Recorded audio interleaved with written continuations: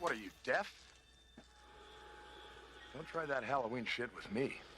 You are now listening to the voice of horror. Lock your doors, bolt your windows, and turn off the lights. Make sure the kids are safe at home, cause you're headed to the Night Watch Zone.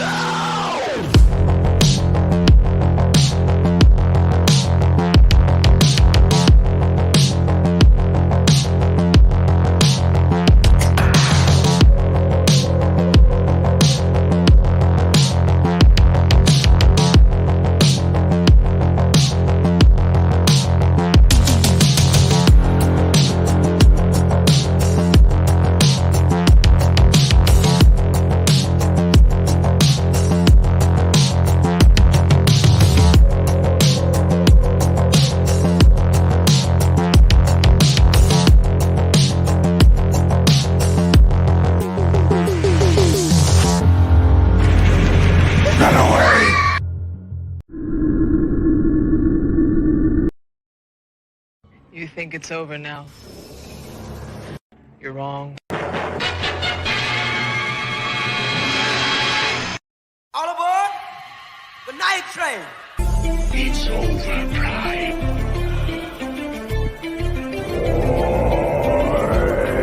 This is the siege.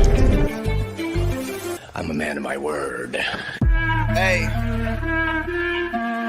Yeah. Dead or alive, consider this home. No killing the vibe in the Night Watch Zone. Xenomorphs hype when the lights come on. Hit like and subscribe and the show might blow. Go viral, no COVID. It's a spiral emotions. Hand on the Bible. Only go sign on the dopest your vitals. Better tune in, yeah, you know it's vital. From Schwarzenegger to Kane Hodder, Corey G down to Harry Potter. Shit's Sigourney Weaver, love the Night Watch Zone. Come with me to the Night Watch Zone.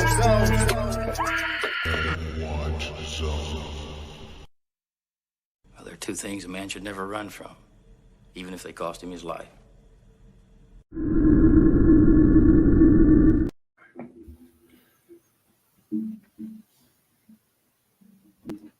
Welcome to the channel, ladies and gentlemen. Here we are on a Tuesday night, as always, heading back into Battle World.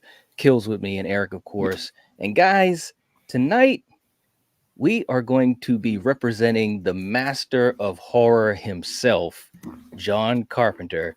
And this is going to be crazy. You know, I really think this is going to be interesting. For you guys here with us in the chat, thanks for joining us. We appreciate it.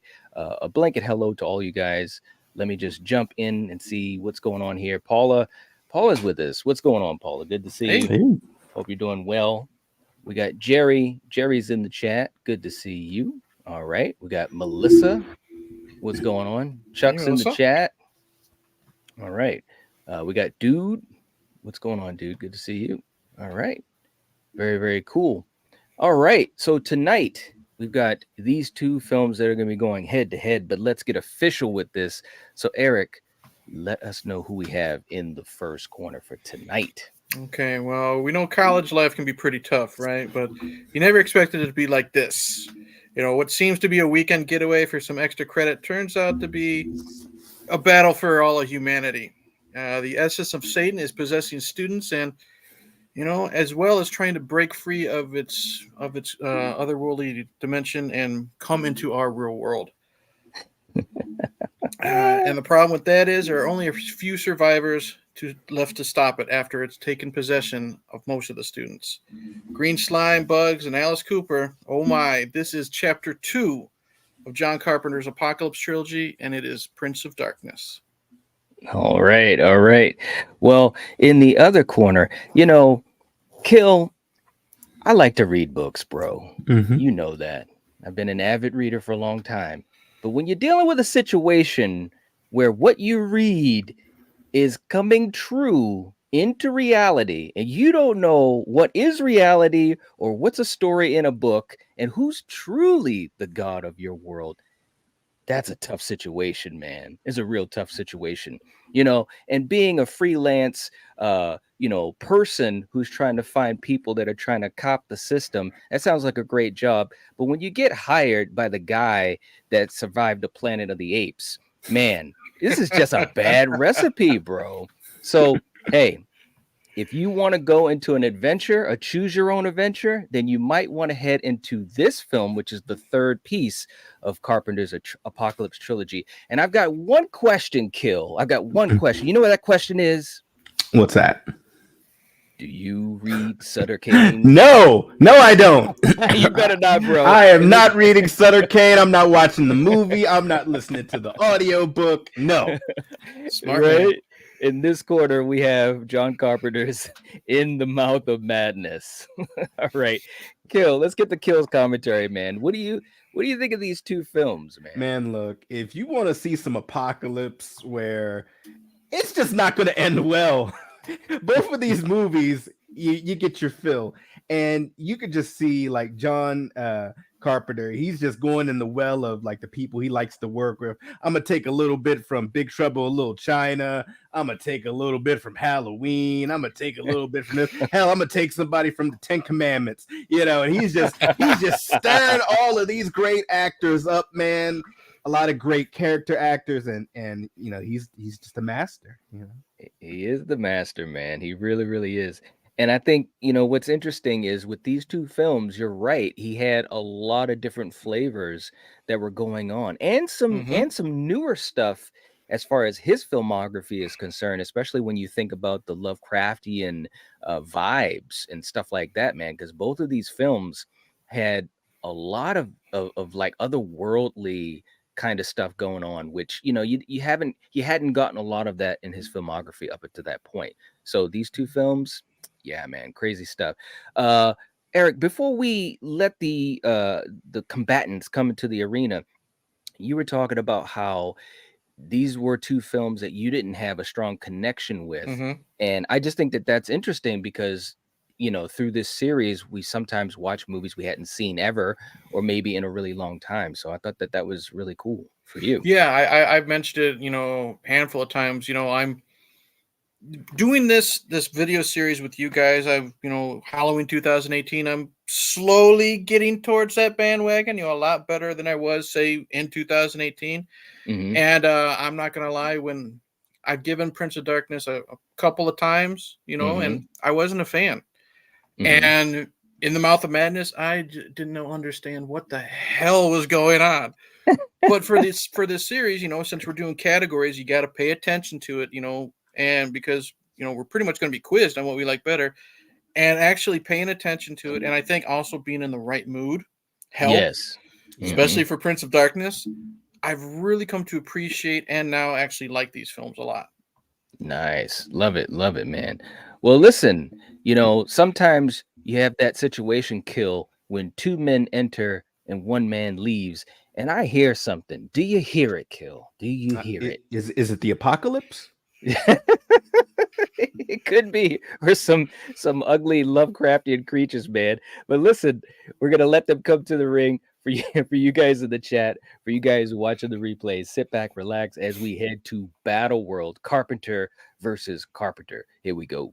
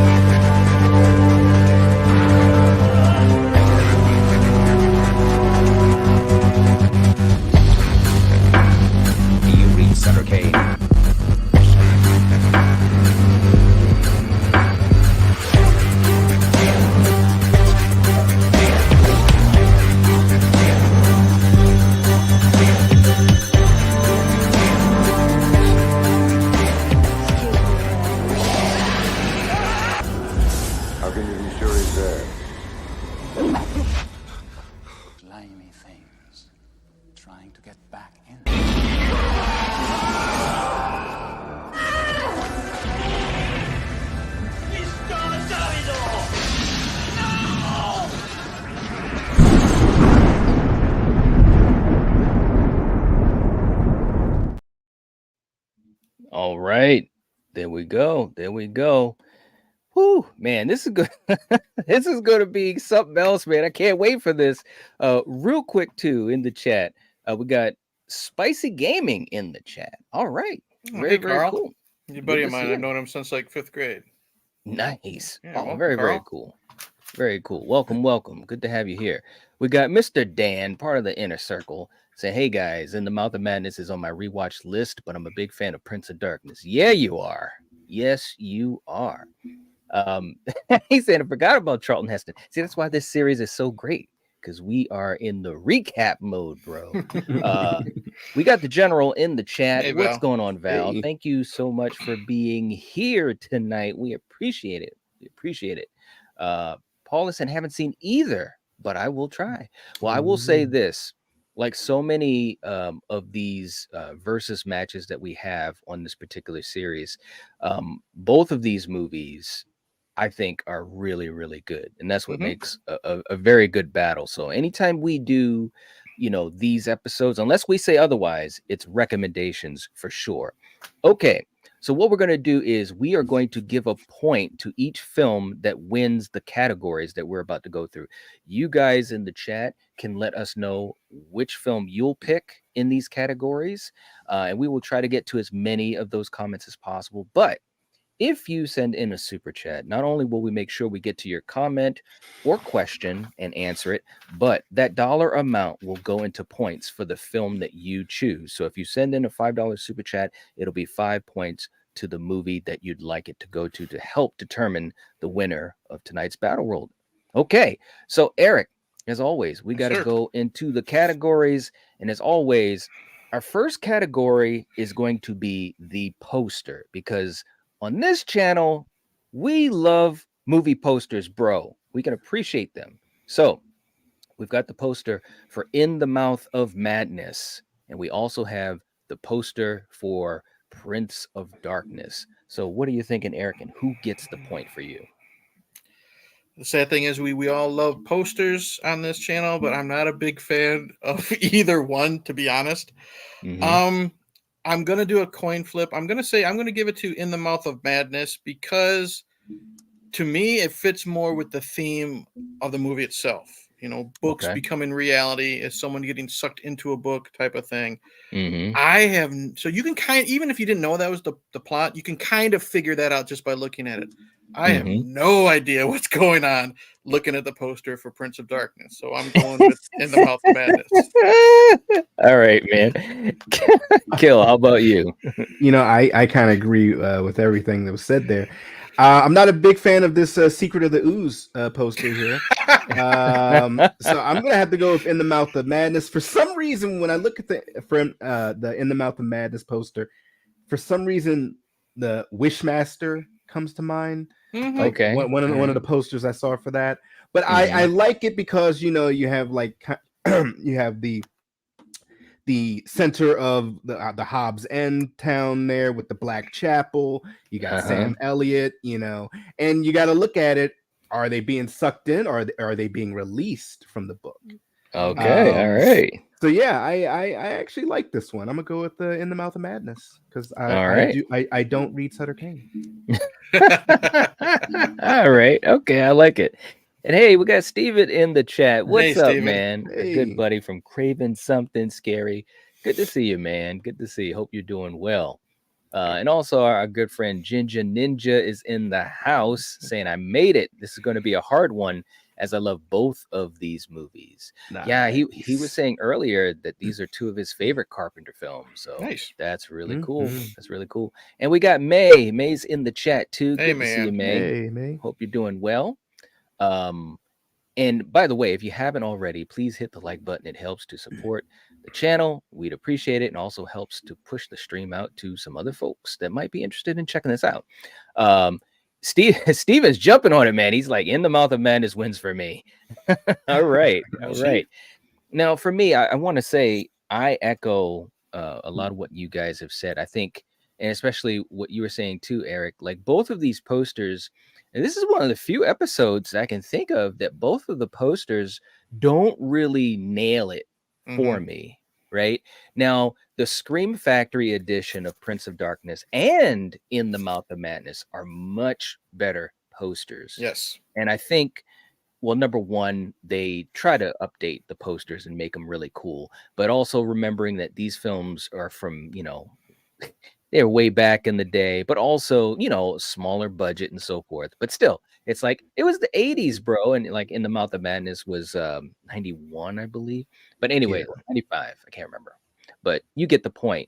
But I'm surprised that both of them just don't really do a lot. That being said, I got to go with In the Mouth of Madness as well, because I do think, although it's not a home run for me, I think it is interesting because out of the book, you have those images that are coming out. You got, you know, Sam Neill, you got the church thing going on, and I think it's interesting. If it were me, I would have maybe done a little bit, maybe a different color scheme so it could pop a little bit more. And also with the font for In the Mouth of Madness, I would have made it pop a little bit more too, kind of like it does on the title card in the movie. It pops, you know, on the title card in the movie.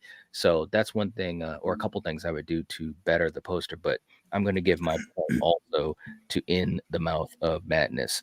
Okay, real quick, Mayan saying, big blanket hello to everyone. I've never seen any of these movies, so I'm here to listen. Busy with the kids right now. I hear you. Well, these are definitely some interesting ones, especially if you're a fan of John Carpenter. Yeah, you should definitely check them out. Val saying the same thing. Both are really good. In the Mouth of Madness is the better one for me too. So she's going with In the Mouth of Madness. All right. Castellar is in the chat. What's going on? Good to see you. All right.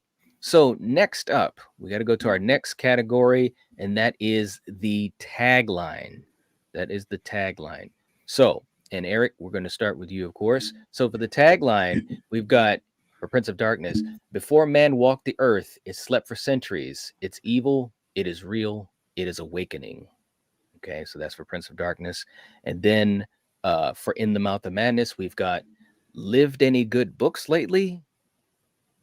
And that's what we've got for the tags. So what do you think? I've never heard either tagline before. And I'm really digging In the Mouth of Madness. I'm going to go with that. It's short, sweet, to the point. Prince of Darkness is decent, a little too long for me. Got to go with In the Mouth of Madness. Okay. All right. Kill, how about you? I think y'all know what I'm saying.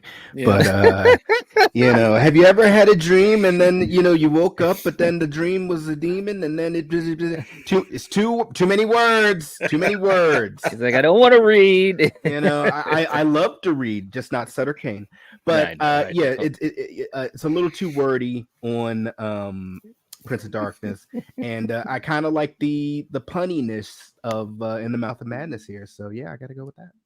Okay. All right. And for me, this is kind of challenging because I think both of them are doing two different types of things. You know what I mean? Obviously, the whole idea of the pun for Mouth of Madness is pretty interesting. I remember when I first saw that, I was kind of like, well, what does that mean? You know what I mean? And of course, with Prince of Darkness, it's kind of a setup. You know, it's slept for centuries. It's evil. It is awakening. And I do really like that, man, because it's like, because when I usually go back to when I first saw these movies, you know, so I was a young kid when I saw these movies. And with Prince of Darkness, part of my curiosity with that is, well, what is awakening? What's going to happen? So I got to give the point to Prince of Darkness on this one, because that curiosity is there and it is tied in with the name of the movie. Because I'm like, well, wait a minute, what? You know, so. Just barely, though, but I really do like In the Mouth of Madness as well. But I'm going to give a point to Prince of Darkness. Okay. All right. Steven's going with In the Mouth of Madness. Melissa is going with Prince of Darkness. All right. All right. Let's see. Who else do we have here? We also have, yes, and Cass Larson and David Warner was In the Mouth of Madness. He sure was. And we also have our good friend Neil in the chat from Neon Black Reviews. What's going on? Saying In the Mouth of Madness, for me, that tagline sounds like something you'd see on a Stephen King book. Yeah. That's a good point. You know, that is true. I never really thought about it like that. Oh, very, very true. I like that. Okay, let's go to our next category. Stephen King, Sutter King. SK, exactly. SK? Exactly. Well, that's what they were doing. They were, playing off of Stephen King, but they also even made a joke about it, when Styles was like, "Oh, he outsells Stephen King in all of them," and I was like, "You guys," but that was a cool thing back in the '80s, man. All these horror masters, they were cool with each other and always kind of setting each other up, collaborating, giving little winks and nods. It was a cool time, man. I wish we had more of that today, because we've got some really good creatives, especially in horror, but we don't see a lot of crossover like back in the day. We had Romero and Stephen King, Carpenter and Stephen King, Toby Hooper and Spielberg. It's just so many crossovers. John Carpenter and King for Christine. So yeah, that's right. Wes Craven and Sam Raimi. It was a lot of cool stuff back then. But anyways, all right. So our next category, Eric, is the opening of the movie, and like we always say, it's the first couple minutes of the movie, might be even up to 10 or 15 minutes, depending on how they structure it. For me, hands down, it's In the Mouth of Madness. I like the opening to Prince of Darkness, with the longest title card in like movie history. Yes. Does a good job of, setting up who the characters are. We have the priest who passes away, and Donald Pleasant, is, starting to get together with Victor Wong. Mm-hmm. But that opening of In the Mouth of Madness, when Sam Neill's brought into the insane asylum, and then David Warner comes in and everything, it's just so ominous and creepy. And I'll tell you what, like I said, it's been a long time since I've watched this and paid attention to it. When that one singular hand just knocks on the window, that's creepy as shit, dude. So that's a good setup for me. So In the Mouth of Madness. Okay. All right. Kill, how about you? I agree with everything Eric said. I like the openings to both of them, but they're both doing different things. Right. But In the Mouth of Madness, Sam Neill is such an underrated actor. He is. Some people just like, oh, it's the nice doctor from Jurassic Park. But he's been bad guys. He's so good at playing bad guys, and of course crazy characters, and and to see him in the insane asylum and kind of just wondering, how did he get here? What's going on? Is he really crazy? What's he doing with the crayon there? Right. Man, what is I'm intrigued. I want to know what's going on. And it's just such a good opening. So yeah, I'm gonna have to go with In the Mouth of Madness. Okay, all right. Now for me, this is really, really difficult. And I actually love both of these openings because, and they are, like you guys said, they're doing two separate things. The thing about In the Mouth of Madness is that you do get that chance to be with the character, John Trent, and seeing what he's going through. And of course, it's one of those situations where this is, the future, and we have to kind of backtrack to see his story, which, that can always be good. It's executed well, because sometimes that could be not great for a film, but they did it really well in this, which is no surprise because it's Carpenter.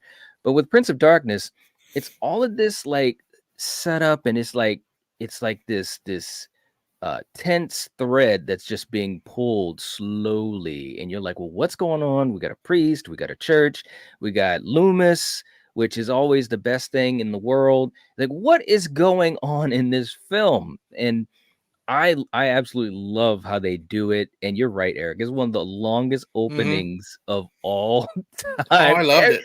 Like, after a while, it's like 12 minutes long, bro.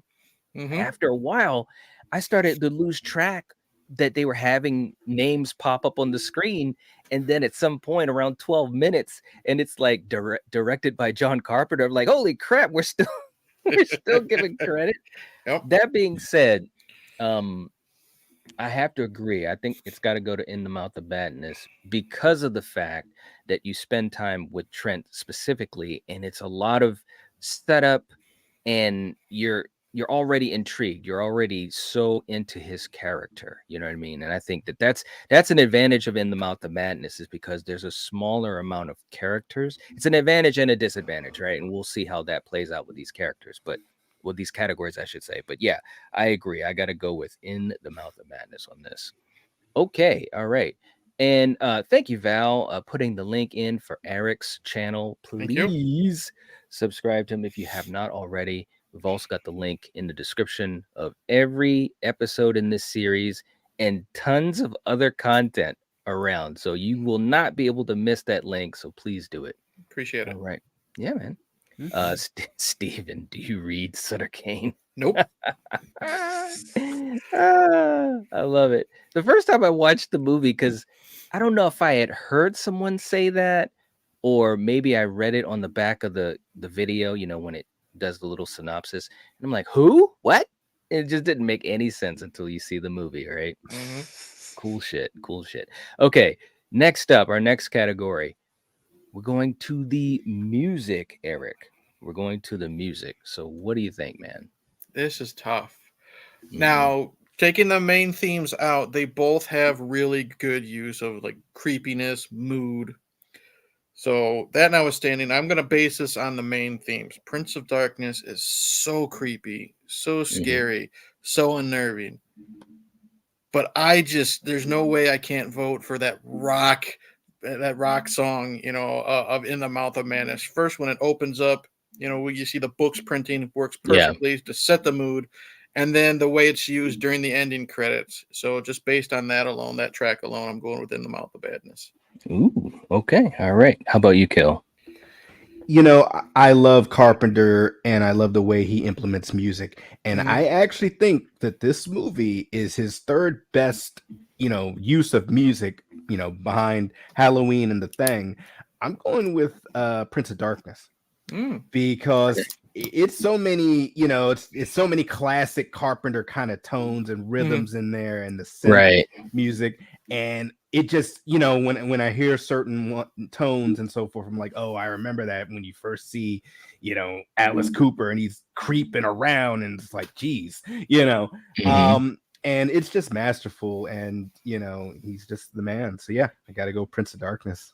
All right. I think that as always, both of these films have some great music. That's the great thing about Carpenter is that being that he's so talented, as a musician, like you're getting the best of both worlds. And I know I'm going on a tangent a little bit, but in Kill, I know you know this. I mean, I've got a lot of his soundtracks myself just because they're that good, man. And especially like on vinyl.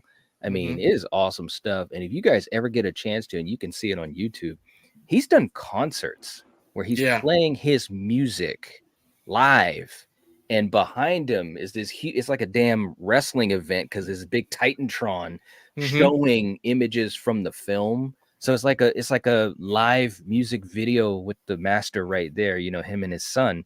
It is awesome. I've seen it. It looks cool. It is so cool, man. I saw the one where, I've seen so many of them where, They Live, Halloween, The Thing, and it's just awesome with his music. That being said, both films have great music, but I got to agree with you, Kill. Prince of Darkness for me is so underrated. I mean, don't get me wrong. The opening of In the Mouth of Madness is great. And there's some good stuff throughout it. But Prince of Darkness, the themes that he has like three main themes or three themes that really stand out the most for me, and just these little dun, dun, dun, dun, it almost sounds like a cross between The Thing and They Live. Yeah, I got some They Live vibes big time. Yeah, and it's awesome. And then of course you have that lighter theme that's almost like that romantic theme between Catherine and Brian that ding ding ding ding. I can't imitate it, but if you know the movie, you know what I'm talking about. And it's like a very serene type of melody. And it's like, bro, he's got so much stuff going on in there. So I definitely got to go with Prince of Darkness on this one. Okay, all right. Let's get ready for our next category. Eric, we're going to talk about the story. Oof, they're both really good in their own way. I'm going to slightly give it to Prince of Darkness. And here's why. I'm a sucker for the devil being released from his prison type of stories. You know what I mean? And then, the survivors have to do what they can to to stop them. I'm also a sucker for when you involve both religion and science together. You know what I mean? Those are two things that I'm always drawn to. And as much as I like In the Mouth of Madness, it's still very confusing at times to me. You know what I mean? Right. And you know, this is my third time watching it. I enjoyed it a lot more, but I'm still really confused in a lot of it. Gotta go with Prince of Darkness. All right. Okay. Kill, how about you?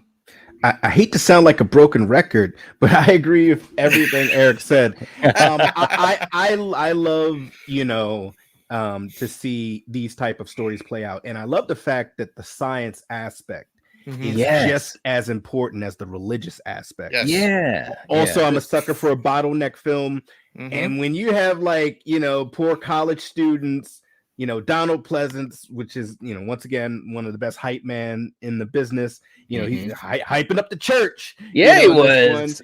But then outside, you got, you know, Alice Cooper and his crew just standing there, just watching. And if you try to come out, you're going to get a bike speared through you or whatever. You're going to get turned to beetles, you know. Right. So just on top of the characters, the camaraderie and interaction with them, and the bottleneck aspect of it, this is my first easy street of the night, because I love In the Mouth of Madness, but anything that's HP Lovecraftian is going to be confusing. It always is, but it's still amazing. But yes, I got to go Prince of Darkness.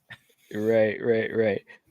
You know, for me, and well, I won't sound totally like a broken record, but I do agree. In the Mouth of Madness is just, it's crazy. It's a head trip, you know, and I love that. I love it. It's well done, and it's a very interesting story the way it plays out. Because in the beginning of it, as you're starting to, you know, kind of see how this thing is going, I'm kind of like, no, wait a minute, what? You know, it's reality. But the way that the story continues and the twists and turns, it hammers it home and makes it work.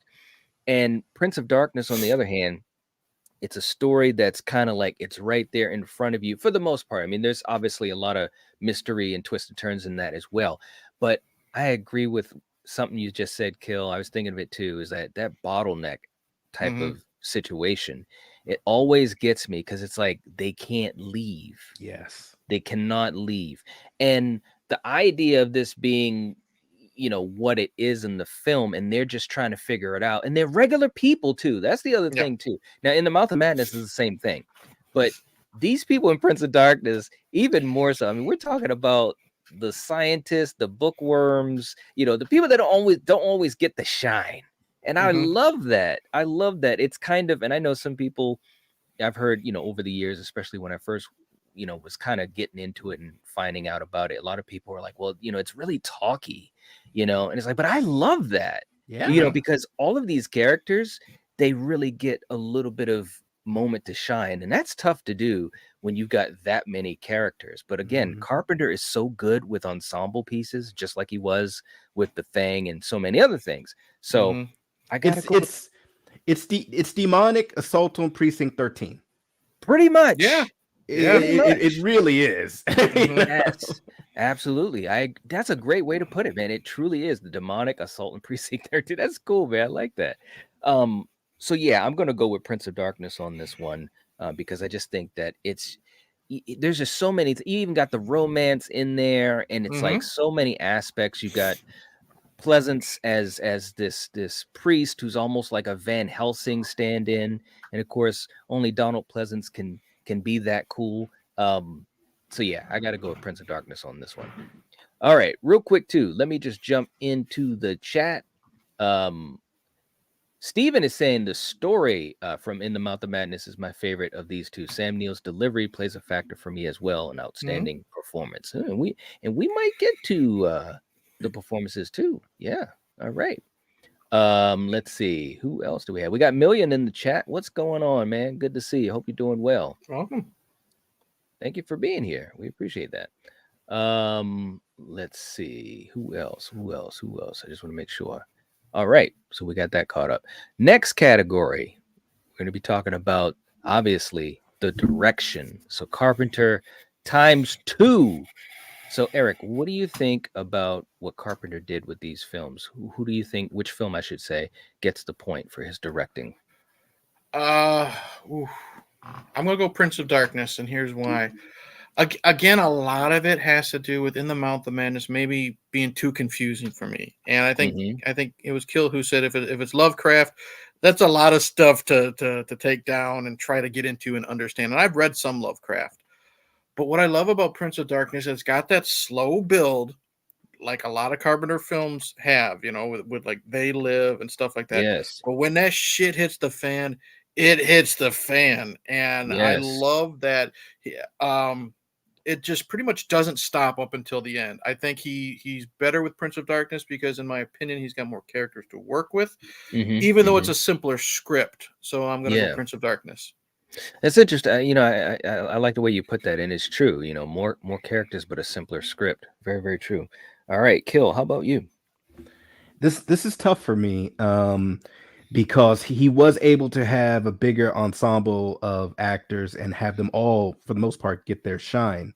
Their interactions were great. It's funny watching them all interact. It reminds me a lot of the guys in The Thing. And just like The Thing, they find some substance. They find something weird. They don't know what it is. It's from another planet, and hijinks ensues. But also on the other side, In the Mouth of Madness, it's just masterful the way the story is unweaving, and is Sam Neill a trustworthy protagonist? Can we believe him? Or is he deceiving us just like he's being deceived? But with that being said, I'm gonna go with Prince of Darkness, just because he's doing so much more, in my opinion. And when you make me care about the characters and the interactions that they have, it kind of holds a little bit more. No disrespect to In the Mouth of Madness, but barely Prince of Darkness. Okay. All right. For me, I think that you guys, said a lot of great things. And I will say this, I think with In the Mouth of Madness, to me anyways, and being such a fan of his work, and he's got a really he's got a great variety in his filmography. I mean, he's known as a horror master, but he's also done, action and sci-fi and all these other things as well, and comedy even. And so, even at this point in his filmography, which was kind of like in that second half, so to speak, this film, or I should say In the Mouth of Madness I'm speaking about, really felt different. It felt like a Carpenter movie, but it also felt really different, which I think is to his credit, and he's got a great cast, as we all know. That being said, I think Prince of Darkness has to get the point because, like you guys said, it's a bigger cast, even though it's a simpler story, like you said, Eric. He's doing multiple things, with the whole idea of the religious aspect. You got the science aspect, and there's multiple characters that are trying to like come together and intertwine, because Professor Barack, he's kind of he's the elder science person, and you've got these students of his that are very ambitious and they're like go-getters, and he's just trying to tell people, let's just take it easy, let's figure this thing out. And then of course you got Donald Pleasance bringing in the religious aspect, and it all goes together so well, man. Like, I'm not gonna lie, man, this is a movie. I had a period, and Kill, how I used to do this. I had a period of time where this was one of those movies I would just put on no matter what I was doing, whether I was just chilling or eating food or, kind of puttering around the house or even just laying there resting. I would just put this movie on because it was just cool like that. So yeah, I definitely got to give it to Prince of Darkness on this one. I just think that he was able to accomplish so many things inside of a simple script. So, all right. Real quick too in the chat, Tsunamis is in the chat. What's going on? Good to see you. All right. Welcome. We are head to head with Carpenter tonight. Paula is going with In the Mouth of Madness. Melissa is going with Prince of Darkness. Let's see. You guys, gotta love it. Mario, what's going on? Good to see you. Hope you're doing well. Milion saying Prince of Darkness is crazy. It is. It really is. We got Gina in the chat. What's going on, Gina? Good to see you. Hope you're doing well. All right. Very, very cool. And definitely Merry New Year to you, Gina, and to everyone in the chat as we continue our first week into the new year, 2024, man. Very, very cool. Okay, next category, we have the atmosphere. The atmosphere of the film. Eric, who do you think should get the point for atmosphere? Oh, hands down for me, In the Mouth of Madness. Okay. How would I say this? They're both scary films in their own way, but the atmosphere of In the Mouth of Madness, I think, is more terrifying. And it's because it's an abandoned town for the most part. You know, are those kids and those dogs real? Only one person can see them. You know what I mean?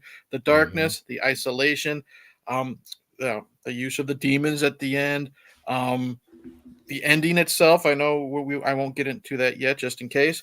But just again, this is where I think the confusion helps the film.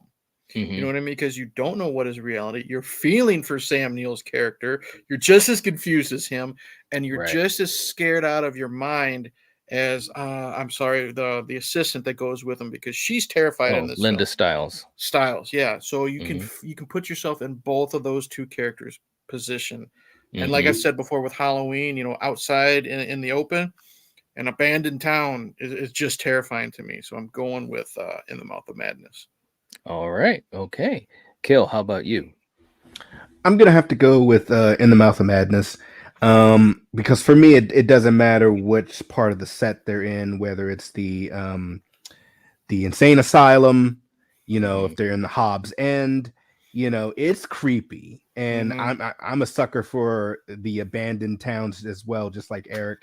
And, you know, there's just a very gothic feel that's in this movie, you know, and, you know, seeing Sam Neill, you know, pretty much once again, just the start of it, he's covered in crucifixes by crayon in an insane asylum that's like burning to the ground, or, you know, there's a riot going on, or as we find out later, it's kind of the end of the world. But you know, the atmosphere is just off the scales here. So yeah, I got to go up In the Mouth of Madness. Okay, all right. For me, this is challenging because I do think that both of these films have some really good atmosphere. You know, it's a different type of vibe. You know, one is very claustrophobic, and there's mystery in both. But I think with Prince of Darkness, like, they're working so hard to try to figure this thing out and they're trying to measure it by science. And even though that was part of the thing, you know, waiting until man could prove it scientifically, but it's so much more of a spiritual thing in a way, you know what I'm saying? So that was creepy stuff. But of course, in The Mouth of Madness, you do have the town and this whole idea of, is it real? What's real? What are we seeing? Are people in the town friend or foe, and all that type of stuff? So it's tough, man. This is one of the toughest categories to me, because I think both of these films have some great atmosphere. But if I have to choose one, I think I will slightly give the edge to In the Mouth of Madness. And I think the big part of it is that you have things going on in the real world, you know, like when he gets attacked, you know, at the cafe, and obviously as they're going to Hobbs End, and it's like you see that they're like basically going into another dimension, right? A different reality. And so it's like, it's just really creepy. And then of course, everything we see within the town, and even when he comes back, the constant nightmares he has and the visions, you know, like the cop and stuff like that, you know? Yeah. It's just so surreal. And granted, in both movies, you know, have elements of that, but In the Mouth of Madness has more of it. So I got to give it to that. Just edging it out just a little bit. Okay. All right. Let's go to our next category. It's funny how these points are adding up. This is like one side or the other. Usually we got some division here. What's going on here? This is funny. Okay, Eric, next up, the scarier threat within these two movies. What do you think? Oh, jeez. I mean, you got Satan or you got Cthulhu. You know what I mean?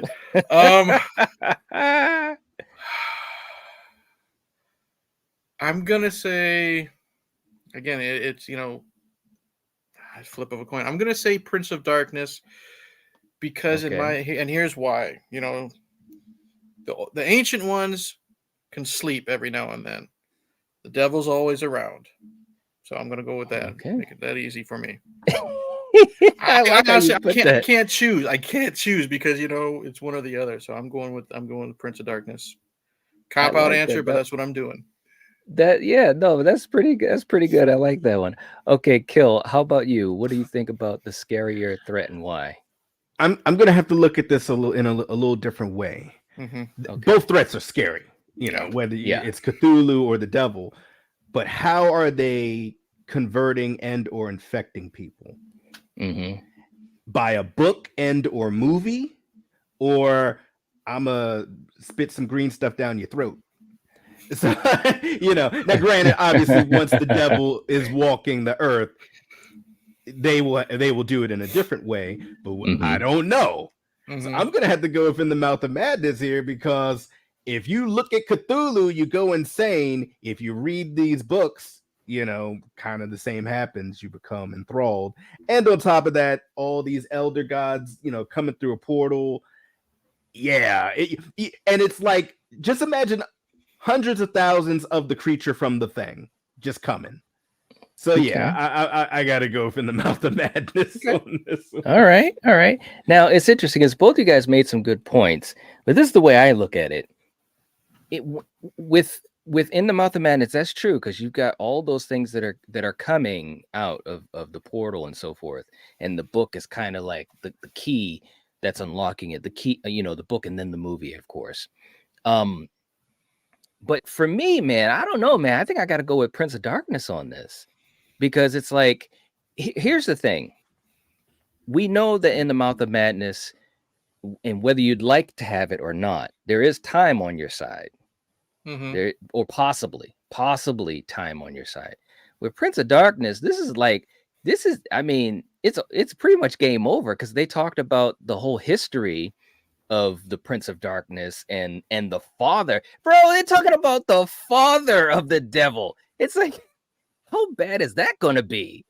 Like, he's trying to bring Papa through the portal. Like, it's pretty much gonna be over. Like, over. Both scenarios are doomed, right? But I think that, I don't know. I think in my mind with Prince of Darkness, the fact that at the end of the movie, we see that image of Catherine, it's like, holy crap, it's over. It's done, So I got to edge it out with Prince of Darkness on this one, as far as being the scarier threat. But this is tough, though. Yeah, this is truly a tough category, because I'm like, man, which one would be worse? You know what I'm saying?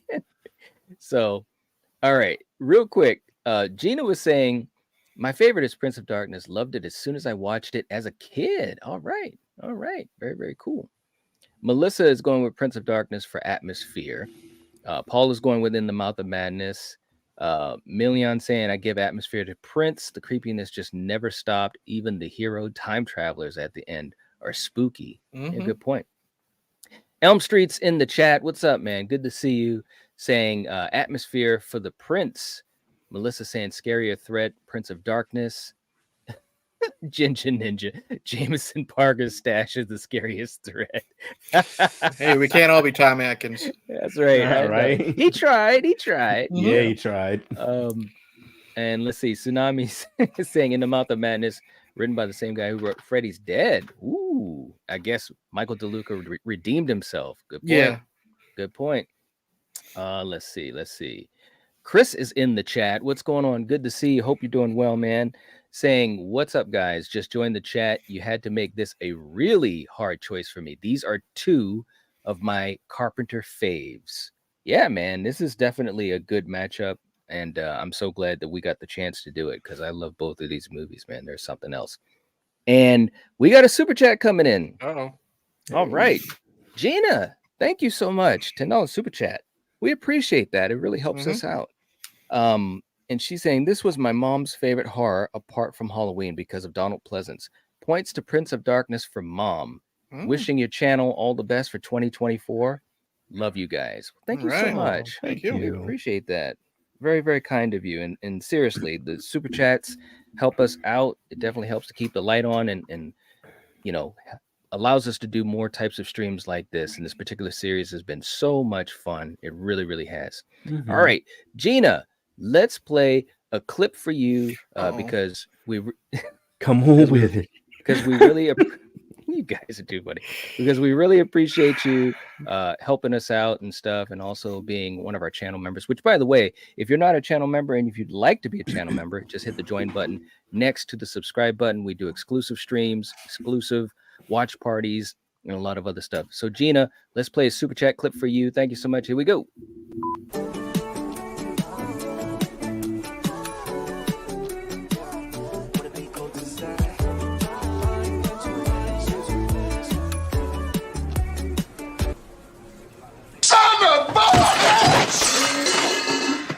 You done messed up, Aaron. She's so happy for the pancake. Yeah, man. Sometimes you're just hungry for pancakes, bro. Yeah. It's okay. He's like me after every one of your videos, man. The look on his face, like, especially the candy cane. See, but her with the pancakes, that's me every time Knight says he's gonna play a video. I'm like, exactly. Hey, look, man. Don't make me ask you to let me record that for a super chat clip, man. That'd be great. Hey, you got it, man. Oh, Lord. All right, thank you so much, Gina. We appreciate you so much. Seriously. Yep. We got yesterday's in the chat. Derek. What's going on? Welcome. Hope you're having a good time. Saying I see my good buddy Eric here. Want to give a like and a quick hello of the Carpenter Apocalypse trilogy. Prince of Darkness is hopeless, The Thing is foreboding, and Mouth of Madness has Sam Neill. There you go. I like that. Good to see you, Derek. Check out his podcast. It's a very good retro podcast. I had him on the channel about a month ago. He's really cool stuff. Yep. Yes, I saw some of that. Yeah, that's very, very cool. Thank you for being here. We appreciate that. And he's saying that was great. There you go. Gina said Ziggy was dancing for his beef roast the other night. Oh, Ziggy's so cute. It's awesome.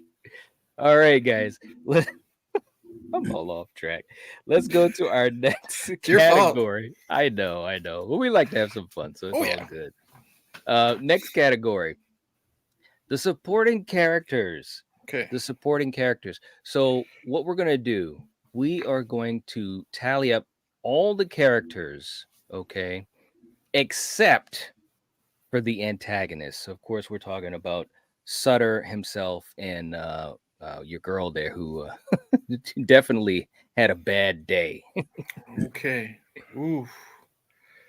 All right. I'm going to go within the Mouth of Madness and hear me out. I love me some Donald Pleasance. I love me some Victor Wong, and Victor Wong is great in this. Right? A lot of the other characters are either just there, they do fine, or they kind of disappoint me. Like, you know me, Big Trouble in Little China.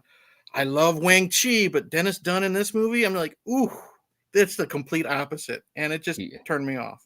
In the Mouth of Madness, you got Sam Neill. You got the girl from Fright Night 2. That's where I know her, his assistant. Yep. Charlton Heston. Everybody is done. Even Bernie Casey, for like the 2 minutes Bernie Casey is in this movie. Right. He's great. I love everybody. Even the sweet little old lady running the hotel. I think they're more memorable in the Mouth of Madness. Got to go with that. Okay. All right. Kill. How about you? This is an easy street for me. I'm going Prince of Darkness. Look, you got fake Atkins right there. He's trying his best. I like Dennis Dunn in here. I like seeing him kind of be a dick. Like, yes. I mean, look, he's a dick. He's calling out people saying you almost could pass for Asian. He's hitting on chicks, and it's like, damn, dude, Victor Wong. Yes. Every scene him and Donald Pleasance were in together before the shit starts to hit the fan, I was just enjoying every syllable to hear these two great actors. Victor is so underrated. Yes. And his character is brilliant in here. To hear his side of the science, Donald's side, the religious side, and to see these two ideologies come to agreement on certain things and talk about this. You really don't see that.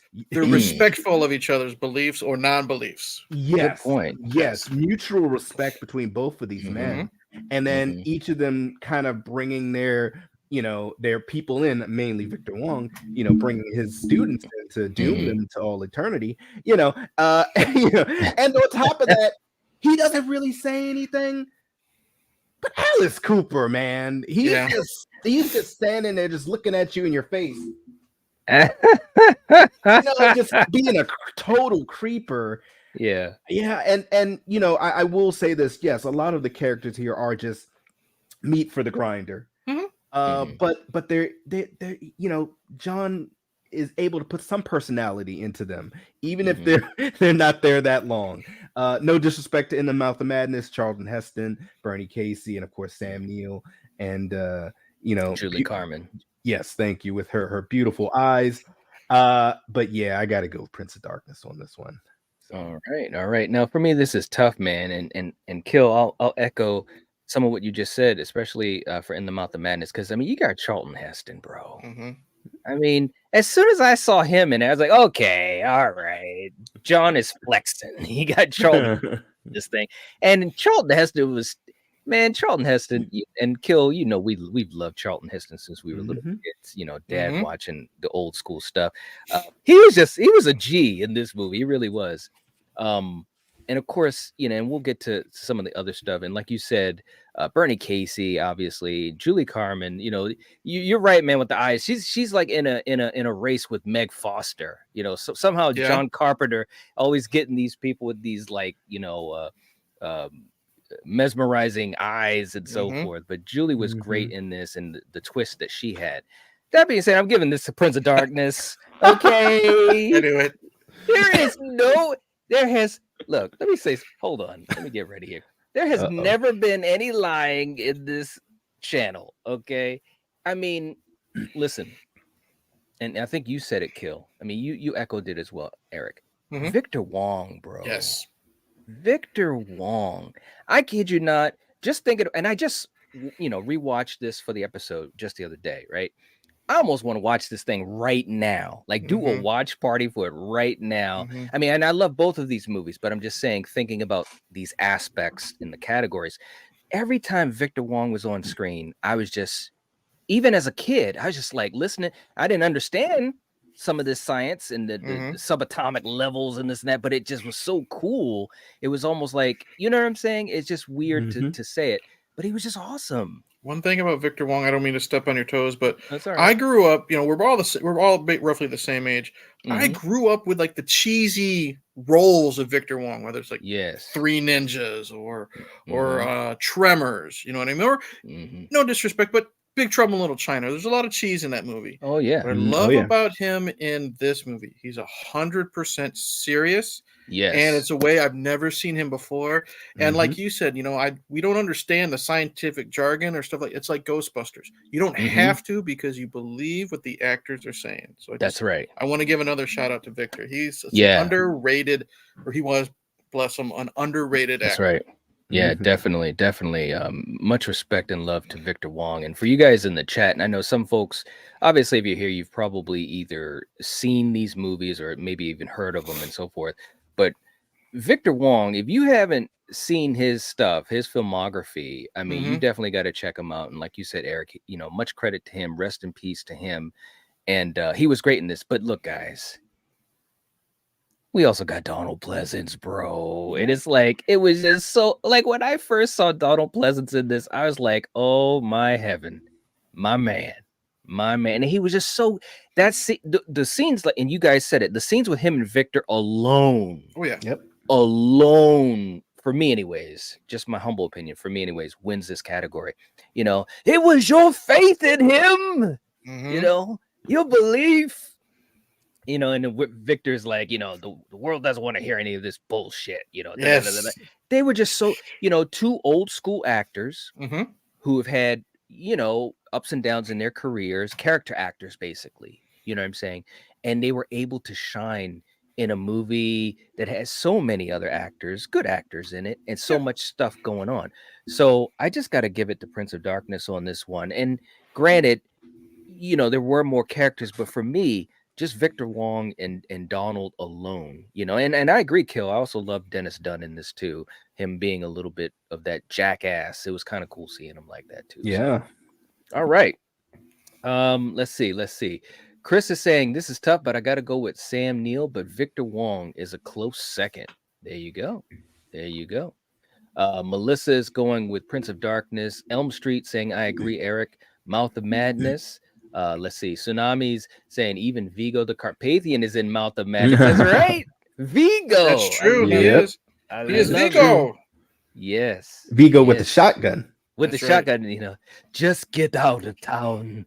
You know, it's like, He wrote me this way. Yes.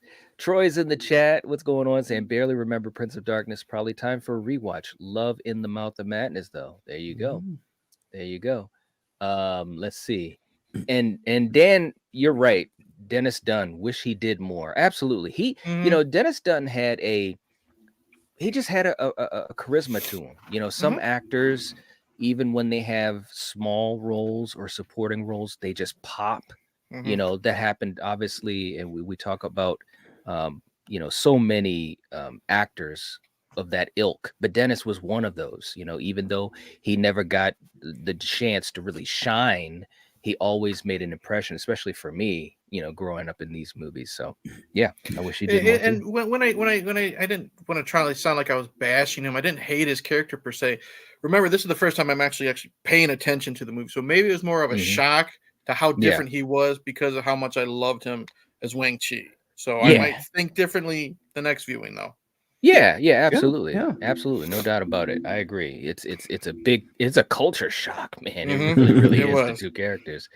May says we got 37 likes. Great job, everyone. Thank you so much, May. I appreciate you keeping track of that.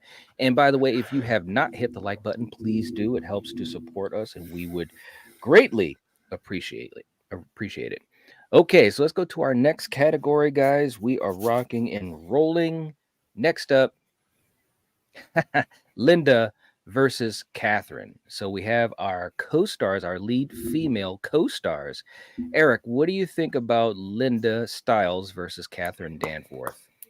Okay, I am very bad with names. Can you describe who the characters are for me, please? Linda is Julie Carmen, and so she's, you know, the one that was with Sam Neill throughout the movie. Okay, and Catherine was the love interest of the lead actor Brian. Okay. Or Jameson Parker. So basically the two ladies down at the bottom of the screen. Yep. I'm gonna go with Linda if she's the one in the Mouth of Madness. Yes. The reason why is I liked Catherine, but I wanted more of her. You know what I mean? I wanted more of her relationship with the main character. I love Linda here. I love how she doesn't want anything to do with Sam Neill at the beginning. I love the scene where he wakes her up with the bicycle horn and she beats him up with a bag of chips. But then they start I wouldn't say they start a physical relationship because she wants to. It's because what's being written in the story. Right. But I just love her more, and you can see she doesn't want to be a part of this. She's terrified as well. I'm a sucker for a hero's death, a hero's sacrifice with Catherine, but I'm going to go with Linda. Okay. All right. Well said. How about you, Kill? This is another easy street for me. I'm going with Team Linda.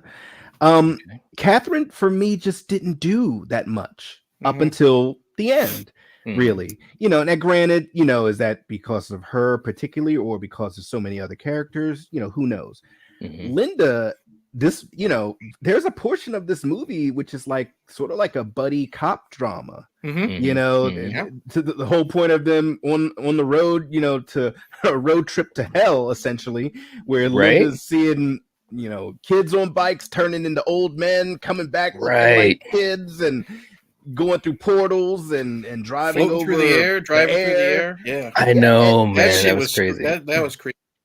And the way that she portrays this is so believable because she's just like, okay, something is going on. I am not high, and you know, and then of course, to see her kind of also, be transformed and become an antagonist, and twisting her head around and all that. Yeah. It's like, wow. And then finally, with her kind of in a way trying to save Sam Neill by saying, look, you got to go. I read the book till the end. Get out of here. I just think that she did so much more in this movie, from the point that you see her to the point of her demise, whereas Catherine, she kind of really only came in, in the first and fourth quarters for me a little bit. All right. Okay. For me, it's an interesting one because I think both of these actresses, I think, did well for what they were asked to do. And I enjoyed both of them as characters in these films. And like you guys said, Catherine, man, I mean, did she save the day? I mean, she definitely pulled the hero sacrifice, which was crazy shit, man. And I gotta admit, man, and that's why I loved playing that in the intro clip.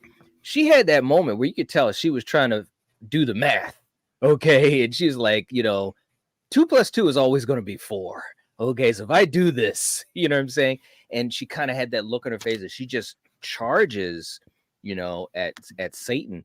And then her ending, bro, it's like she's in the darkness. It didn't even have a name. It was just the darkness, right? And you see her trying to come back to our world, and that was tragic to me. And of course, we know what happens beyond that.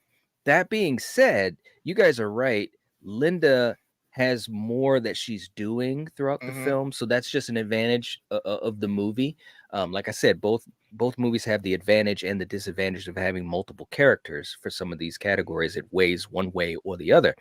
But Julie Carmen was great in this movie, and I absolutely am a huge fan of hers. She played her character so well in the transition, like you were saying too, Eric, how she started off with Trent and then how things became where she was the antagonist. And look, I'm just saying, how could you not enjoy her performance? So you can't even not look at her, for God's sake. I mean, it's absolutely crazy, So it's got to go to Linda on this one. She just had great chemistry with Sam Neill. One of my favorite scenes is when he's like, "No, this is reality." He opens up the curtain and it's a barn. That's reality. He's like, "No, you were just looking in the wrong direction." She opens up, the other curtain. We see the towers that are in the story and stuff like that. So I loved how she knew that something was up and she was trying her best to convince him. So I like that in her performance as well. Yeah, absolutely. I agree, man. All right. Let's see. Tsunamis was saying, I go with Catherine. Linda was the weakest link in the movie, in my opinion. Didn't care much about her acting. Okay. All right. Paula is going with Linda. Okay. Chris is saying Catherine 100% self-sacrifice to save humanity. Always wins in my book. All right. Okay. Next up, Eric. The best kill scene. You know what? I'm going to play favoritism in this one. I'm a huge Alice Cooper fan. I'm going with Prince of Darkness. I was, giddy as a schoolgirl just knowing that he was in it. But seeing the fact that he is, it sounds bad, he's a possessed homeless man, and he takes a half of a bicycle and just impales that guy. Yeah. And then he leaves him there. And the guy's just, propped up against it, bleeding on the ground. And then Alice Cooper just kind of walks away. I did my job. Let's go see what else to do. Going with Prince of Darkness for Alice Cooper. All right. Okay. How about you, Kill? I hate to repeat the same thing, but that's the one that's I always go with the one that comes to my mind. Look, we've seen people get impaled with many a thing. And not even the great Jason Voorhees has taken half of a bike and shoved it through a man or woman. So that for me, like, wow, that's a new one. Like, all right, and just so nonchalant, like Eric said, he just walks away. He's just like, well, I just had me a ham sandwich and just walked away. Yeah, I'm hungry. And this poor guy's just kind of there, extinguished. So I gotta go with that one. Okay. Now, for me, this is challenging, man, because I think there was some good stuff in both of these movies. Um, and there's a lot of creepy stuff with the Alice kill. That was crazy. In the Mouth of Madness, when the old lady, Mrs. Pickman, kills the husband, and she's a friggin' monster and just chopping him up into little itty bitty pieces. That was crazy. That being said, I'm going with Prince of Darkness, and I'm gonna go with a kill that it was just kind of shocking, and it was that scene where the character of Calder, played by Jesse Lawrence Ferguson, the one who stabbed himself with the chair, and he's singing Amazing Grace. And by the way, I mean, he had, and rest in peace to him, because he passed away a few years ago. He had a great voice, like Morgan Freeman style voice, even more so. And when he was singing Amazing Grace, it's just so creepy. You could tell he was a character. When he found out what was down in the basement of the church, and he walked back upstairs and he didn't look at anyone and sat down very slowly, you could tell he was doing the math in his head. He's like, yeah, it's over. This is going to be over. And then to have him singing Amazing Grace, and then to, do what he did with the chair. Now, granted, he was brought back, but I'm just saying, as far as a kill scene, that one got me, man. I was just like, oh wow. And I actually felt bad for him, even though he was not a big character in the movie. I mean, he literally just had a few scenes. But again, that's the thing about the way John was able to direct this film. You still had these different characters that had great moments. So I'm also going to go with Prince of Darkness. All right. DJ is in the chat. What's going on? Hey, good to see you. All right. We got Jason in the chat. Good to see you. Hope you're doing well. And let's see, who else do we have here? And by the way, as you guys come in, definitely a blanket hello. Chris was saying Alice Cooper's kill for the win. Yeah, it was really, really good. Melissa is going with Prince of Darkness for the best kill. Dan is going with Alice Cooper all the way. Melissa was also going with Catherine, for the Linda versus Catherine. Melissa is a fan of Prince of Darkness. All right. Okay, next category. The best effects. Eric, what do you think? In the Mouth of Madness. I'm not a big fan, excuse me, of the look of the blonde character right there, with her face peeled off. It's a little too Dream Master type, era of Freddy Krueger for me. However, it's decent. In the Mouth of Madness has K and B making ancient ones. You know what I mean? Not, that scene where they're all chasing Sam Neill is incredible. When Hayden Christensen as the kid on the bicycle, and he's like the old man, that's creepy and it looks great. And then I love, for 1994 effects, when Sutter Kane rips his face open and turns himself into the pages of the novel. Yeah, that looks really, really good. I really like it. So got to go in the Mouth of Madness. All right. Okay. How about you, Kill? Yeah, I'm going with In the Mouth of Madness. Whether it's the elder gods coming, chasing, through the tunnel, or when Linda is kissing Sutter Kane, and then behind him, he's got his Quado going on behind him. It did look like Quado, didn't it? Yeah. Open your mind. Open your mind. Get your ass to good. Yeah, or just literally the look of the infected, like when pretty much the axe guy comes through the diner. Just the look of his face. It's not much there, but you can see there's something going on with his skin. Something's going on with his eyes. Those double eyes, bro. Yeah. So I gotta go with that. Oh yeah, definitely. Yeah. And the cop in the alley. It's it's a lot. So yeah, I got to go with In the Mouth of Madness. It's awesome. Okay. This is a challenging one to me, because In the Mouth of Madness, those kids, for real, like that scene where they throw the ball at Linda when she's going to the church, and that one young girl is like, you're my mommy today. You know what day it is? It's mommy's day. I was like, what? It's time to leave, bro. Seriously. And I think with Prince of Darkness, I gotta admit, I dig the makeup effects that they have for her. And I'm gonna be honest with you, man. And I didn't even really think about it too much until you said it, Eric. But I don't know, man. I might dig that a little bit more than some of the Freddy makeup that we got later on. That's okay. Because it got bad, bro. It got bad. I think her name was Kelly. I can't remember. But anyways, it looks gross. You know, it almost looks like a cross between like one of the versions of Freddy and like Hellraiser. Well, see, that's why I said Dream Master, because it did make me feel like, Screaming Mad George, that wet, disgusting type of effect. So yes, you're right. You're right. And I think there was some great stuff with that.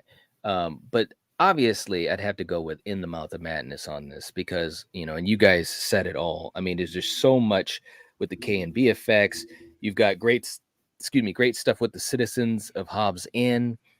Just so many fantastic moments in this film, and I think it's really underappreciated. It really, really is, as is the movie too. But I definitely would have to give the effects point to In the Mouth of Madness. Okay. Paula also going with In the Mouth of Madness. DJ saying never saw any of these movies. Well, DJ, this is your lucky day, because what we do here at the Night Watch Zone is we definitely try to make sure to keep people up to date with especially the old school classics. And I would like to speak for all of us. I think we highly recommend you watching both of these movies. They're great Carpenter films that are so underappreciated. Tsunami saying In the Mouth of Madness, great practical effects and animatronics. Chris saying In the Mouth of Madness for me. All right. Very, very cool. Next up, The Worst Fate. The Worst Fate. So what we're going to do in this is basically you are in the movie. You are in the situation. Okay. Which is the worst fate? If you're Brian Marsh or if you are John Trent, what's the worst fate for you, Eric? I'm gonna go with In the Mouth of Madness, because there might be some hope at the end of Prince of Darkness, no matter how you look at it. You know what I mean? Did they defeat him? Did they not? There's no hope in the Mouth of Madness. There's no hope for Sam Neill's character. He knows the world's ending or is about to, and he could very possibly be, like the last man on Earth, for all he knows, once he gets into that movie theater. So I'm definitely going with In the Mouth of Madness. Okay. How about you, Kill? Man, they're both bad. They really are. I like how you worded that. But yeah, I'm gonna have to go with In the Mouth of Madness because, for one, John Trent, there's a question: is he actually a person? That's right. Oh, I think he's muted. Oh yeah, Kill. I think you're muted, bud. Yeah, you're muted. There you go. Can you guys hear me? Yeah, now we can. Yep. Yeah. Can you hear him? I think he keeps going back and forth between muting and not. Yeah, it keeps muting. Can't hear you. Hi. Yep, now I can. I swear I'm not hitting anything. Okay. I'm going with In the Mouth of Madness. There you go. Okay. All right. For me, I think that this is tough, man, because I think that both situations would be really, really bad. They truly would be bad. I mean, that's goes without saying. I think that if I was in this situation, there's two different types of bad, right? Like you guys said, Sam Neill, he kind of knows the score, right? He's in the movie theater. He's seeing his life on screen. That really, really sucks. He knows the end of the world is there. With Brian at the end, waking up from the nightmare where it showed that Catherine is the one that came through the church, which makes sense because she did the sacrifice play, right?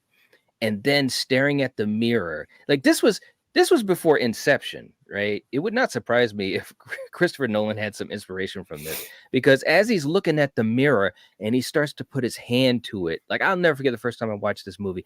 I'm like, bro, his hand's gonna go through the mirror, isn't it? And it's like right before he touches the mirror, it cuts. And it's like, okay, what's going on? Just like at the end of The Thing, you know, let's just sit here and just wait and see what happens. And like, what happens? I want to know. You know what I mean? So that air of mystery is so intriguing to me. That being said, I'm going with In the Mouth of Madness. And and it's really just because of the fact that we know for sure. And I mean, when you saw outside of the asylum, and then as he's walking through the theater, it looked like it was a damn zombie apocalypse, man. Like, it did not look good at all. And all he could do is just basically sit there and eat the popcorn and just be like, yep, I'm screwed. I'm absolutely screwed. So I'm going to go with In the Mouth of Madness on this one. Okay. All right. Let's go to our next. Actually, before we go to our next category, let's see. Chris was saying In the Mouth of Madness, again, simply put, no matter what John Trent did to stop the old ones, they were going to happen. All right. SSH in the chat, what's going on? By the way, if you guys haven't hit the like button, please do. It helps us out. Saying I am leaning towards Prince of Darkness, mainly because I'm a Donald Pleasance fan, and also it has Alice Cooper. All right. All right. Tsunamis is going with Mouth of Madness. Okay. Let's see. Chris is going with In the Mouth of Madness. Gina saying, I didn't really like In the Mouth of Madness. I was bored with it. Ooh. Okay. Interesting. Very, very interesting. Okay, guys. Next up, your favorite scene between both these movies, Eric. What would you say is your favorite scene? Okay, you know, I do it every week. First thing that pops into my head, I'm going with Prince of Darkness. Okay. And I'm going with the member of the group that is standing outside the window. And it's because it's an oh shit moment that keeps happening for me when his body parts are falling out off of him. Oh, yeah. And he's got, I don't know if they're crickets or beetles or whatever they are. They're just pouring out of like his orifice, you know. Yes. And then his head just happens to pop off. Yeah, and then they were like, oh, and they're just all watching as, you know, and it looks creepy because he's just freaking standing there in the darkness. You see the insects around him. You hear the noise. You're uncomfortable. Yeah, it was a great scene. Going with that in Prince of Darkness. Okay, all right. Kill, how about you? I kind of touched on it a little earlier, but for me, I'm going with Prince of Darkness. Pretty much the first sequence where Donald Pleasance and Victor Wong meet, and just hearing them talk about, you know, each of their philosophies on this, and essentially Donald Pleasance kind of coming to Victor saying, "Hey, need your help. I need your help, man. We got some shit going down." And just to hear these two talk, and just to also just see these two great actors, it was just so awesome. So yeah. Yeah, seeing them game plan was just so amazing. It really, really was. For me, this is challenging because there's a couple scenes that come to my mind in both of these films, and I think that that just shows the strength of what's going on. You know, in The Mouth of Madness, I love the aspect of them going into Hobbs End and crossing over into another dimension, basically, and how creepy that was. I think you said it earlier, Eric, when you didn't see anything underneath the car when Styles was looking down, you know, out of the window, and I was like, yeah, it's time to go, man. It's time to hit reverse or something. And there was just so many cool moments like that. And I agree with you too, Kill. The scene, obviously, and you guys, I've already talked about Victor Wong and Donald. Anytime they were together, anytime they were leading a discussion, I was glued. I'm still glued to those scenes decades later. But if I have to pick a scene, I'm gonna pick Prince of Darkness at the end. You know, when it's all coming to a head, man. And you know, Donald. What was cool about his character? You know, he's kind of got the wise religious viewpoint, and he is open-minded, like you said earlier, Eric, which was cool to see, you know, willing to work with science and the respect he had for Victor Wong. But when he was hiding out, man, and you could see the fear in him, you know, he's doing math as well. He knows what's going on, and he was very, very afraid. But when he gets that axe and he has that scene where he's like, I could, you know what I mean? And then he goes toe to toe with her. I think it's Kelly. I'm pretty sure it's Kelly who's the character. He goes to basically Satan goes toe to toe, cuts her arm off. It grows back, chops her head off. She puts it back on. It's like, oh no. But still, he's still compelled at the end because when Catherine does the sacrifice play and he, chants out the Latin and throws the axe at the mirror, it was just so cool, man. Like it all came together. Brian was almost, turned by Calder, and he's like, no. It was just it was such a great scene overall. So I gotta give that credit in Prince of Darkness. All right, very, very cool. Let's go to our next category, and it is Brian versus John. So we got Brian Marsh, the lead actor in Prince of Darkness, and then we've got John Trent, well, I should say lead character in Prince of Darkness, and we got John Trent, the lead character in Mouth of Madness. Eric, what do you think? No disrespect to Brian, but in the Mouth of Madness, it's Sam Neill, dude. There's really no comparison. Brian, the actor who plays Brian, he's fine. You know what I mean? He's got some good chemistry with the actress who plays Catherine.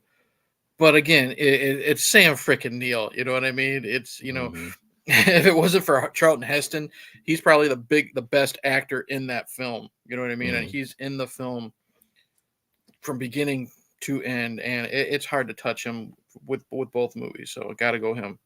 All right. Okay. Kill, how about you? I'm a fan of the real Tom Atkins.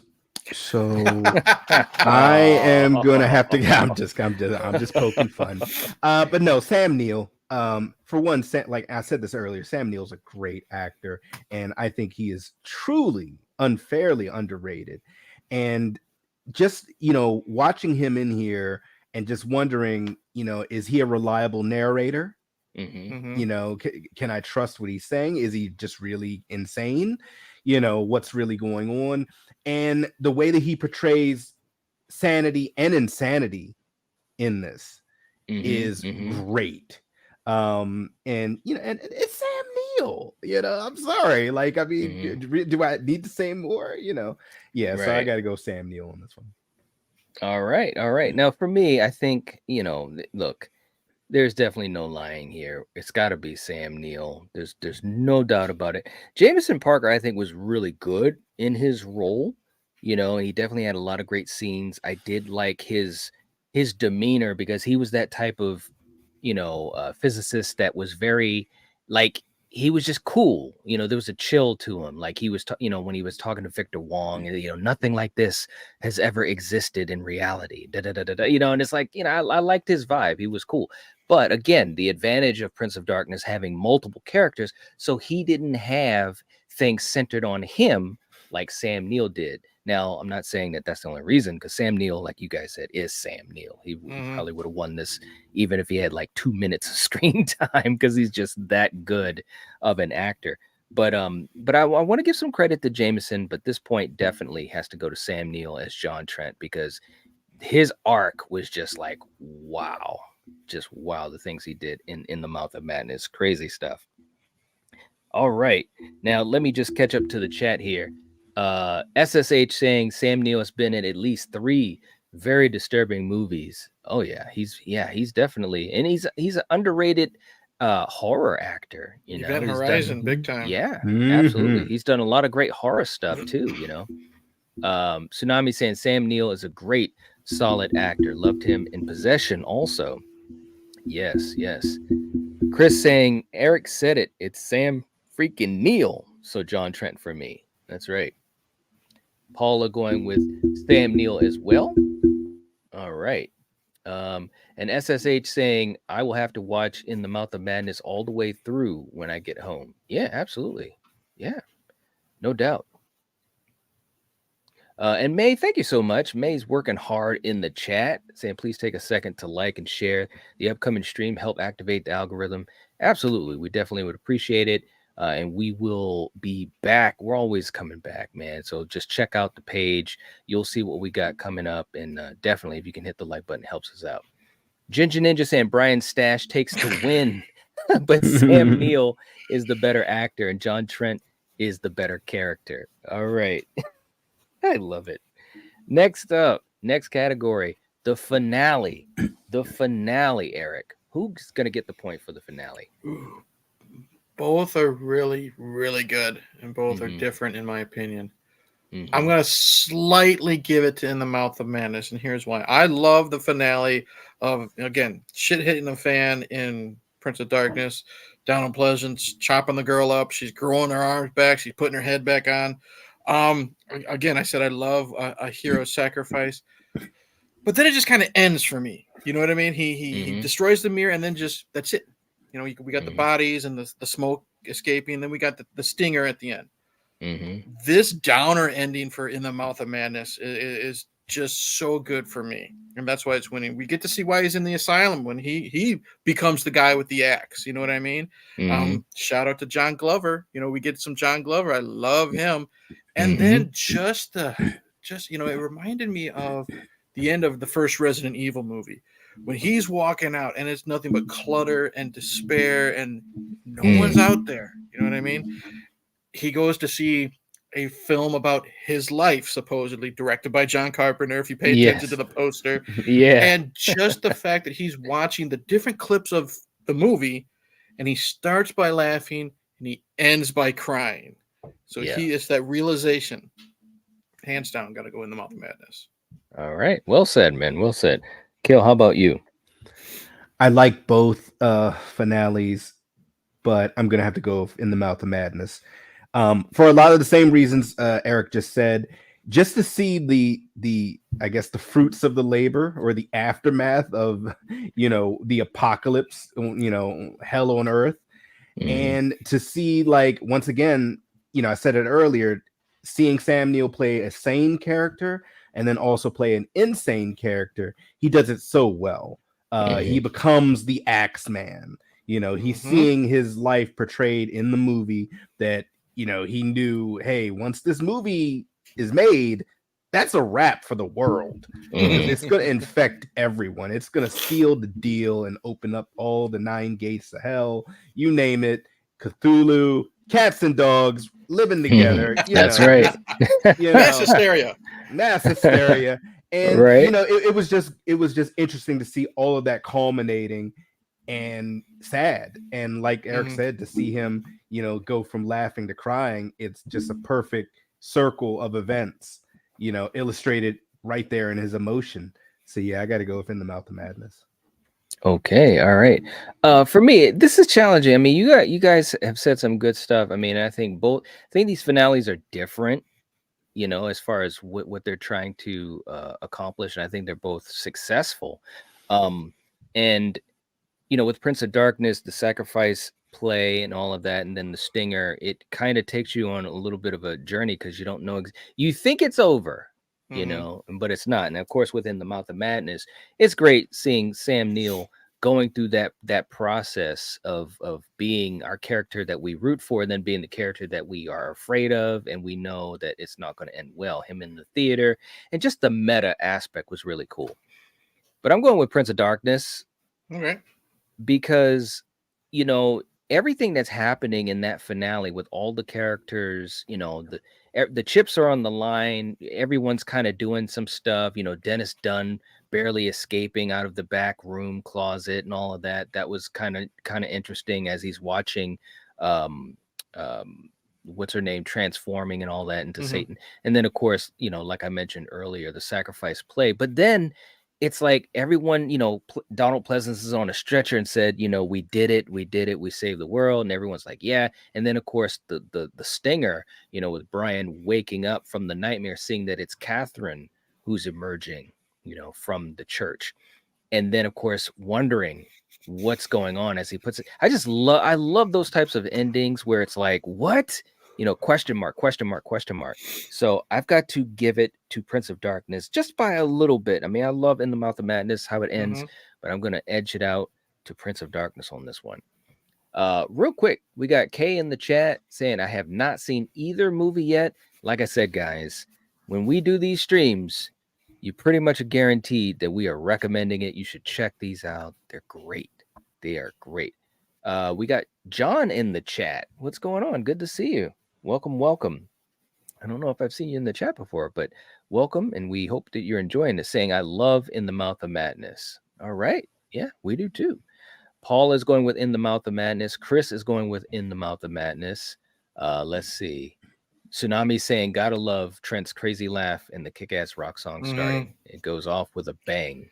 Yeah. I had to double check just to make sure that was John Carpenter doing the music and In the Mouth of Madness, because it's so different hearing, for me, rock music from him, and so good. Yeah. Russell is in the chat. What's up, Russell? Good to see you. Saying Russell. Happy 2024. Happy 2024 to you too, man. And John saying, I don't know how I got a membership for this channel. A happy accident. Well, welcome to the channel membership. And it's probably because we've had some gifted memberships that were given out. And if the way the gifted memberships work, if you frequent the channel enough and you're either part of, the streams or in comments or just watching the videos, YouTube will select you randomly, as possibly being able to get a gifted membership. So we've had multiple gifted memberships in the last couple of days from some of our fantastic channel members. So yeah, it's awesome stuff. Welcome, welcome. All right.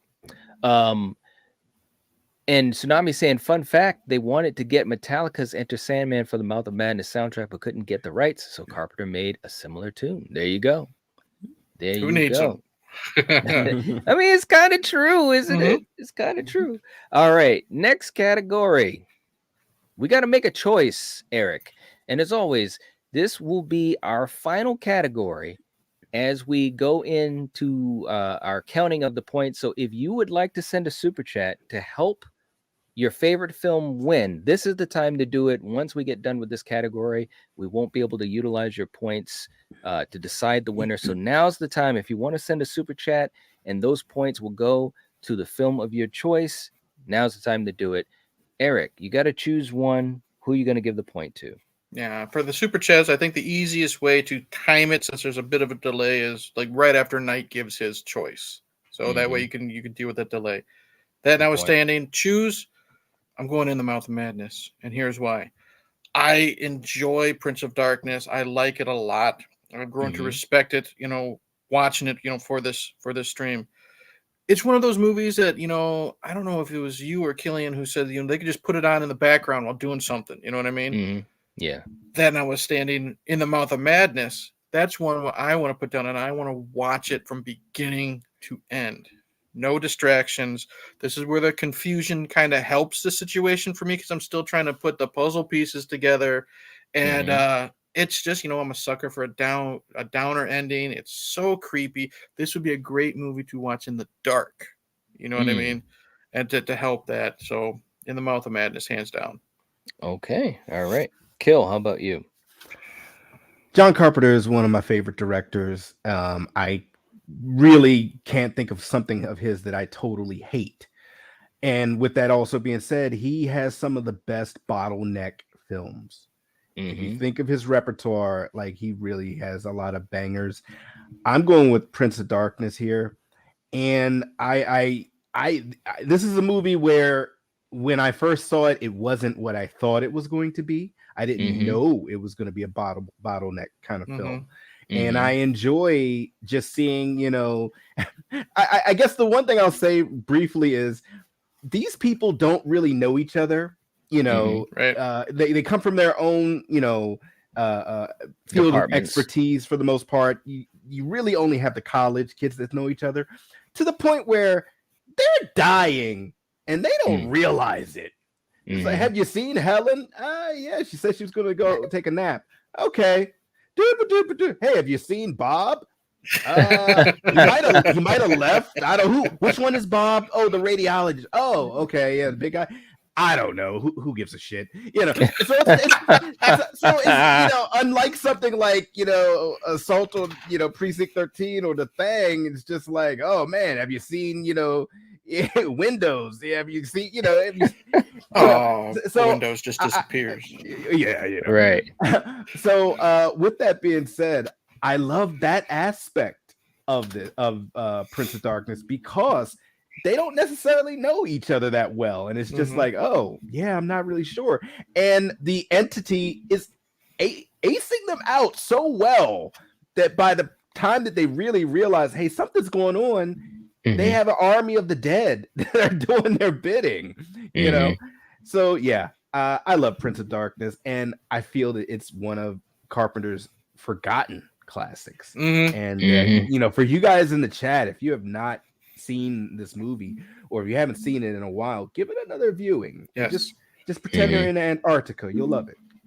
There you go. There you go. For me, this is challenging, man, because I love both of these, and I think they're great parts of this unofficial apocalypse trilogy of John Carpenter's, which obviously started with The Thing, and then went to Prince of Darkness, and then In the Mouth of Madness. And these two films have parallels. We've talked about that even before we went live, and but there's differences, big differences, in fact. So I think it's just interesting, but I love both of these movies so much for so many different reasons. We've talked all these categories, and you know, looking at these categories, if you guys could see my paper, it's usually like one side or the other, and most of our episodes, there's variation. You know, it's all over the place. But this was very interesting. These categories truly went one way or the other in most cases.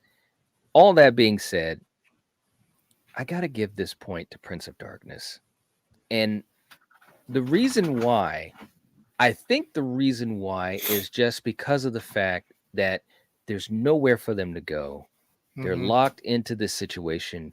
We know what the score is. They don't. Kind of like what you said, Kill. They don't. They're trying to figure it out. And the question is, will they be able to figure out in time to save themselves and also to save the world? You know, and that's the journey that you're having with this, which is, you know, it's you're up against the clock, basically. You know, Donald Pleasance said it in the beginning of the movie. He's like, he can no longer, it's a prison which can no longer hold him. And it's like, yeah, you're damn right. So that, and also the fact there's just so many great moments in these actors. Again, shout out to Victor Wong, Donald Pleasance, always. So I just got to edge this out to Prince of Darkness just a little bit. I love Sam Neill and In the Mouth of Madness, and I absolutely adore Julie Carmen in it as well. But I just got to edge it to Prince of Darkness in this category. So, all right, there we go. We've got it. For you guys in the chat, you know, let us know what you think as well. We're going to start counting up the points. So, Eric and Kill, I'll let you guys just do a quick recap as I count this up, and then we'll figure out who won this battle. Okay, I said it in the beginning of this chat when you asked me, Knight, that I was not a fan of Prince of Darkness the first couple of times I seen it, and watching it differently, where you have to pay attention because we're doing a stream about it where there's categories. I grew to really like this one. Excuse me. Same with In the Mouth of Madness. I was just too confused to, lack of a better term, give a shit about it. You know what I mean?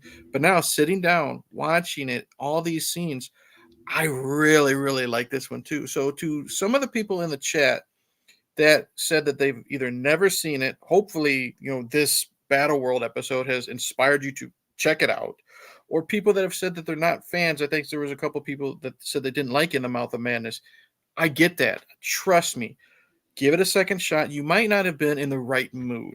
And that actually, for these type of, end of the world type movies, you really have to be in the right mood for it. And that could have been my problem with at least initially Prince of Darkness as well. So I'm glad we did this because I probably never would have returned to Prince of Darkness or In the Mouth of Madness. Maybe one more time In the Mouth of Madness and then just, throw the papers in the air and give up. But I've grown to really enjoy these movies, and they're a lot better than the last time I watched them. So give them a shot. Yeah, I agree with everything you just said. And the one thing I'll also add is, if you are a fan of Stephen King, the whole Sutter Kane character, it's a lot of plays on there, even the covers of his books, and even some of the names of the towns like Hobbs End and so forth sound like something Stephen King would come up with.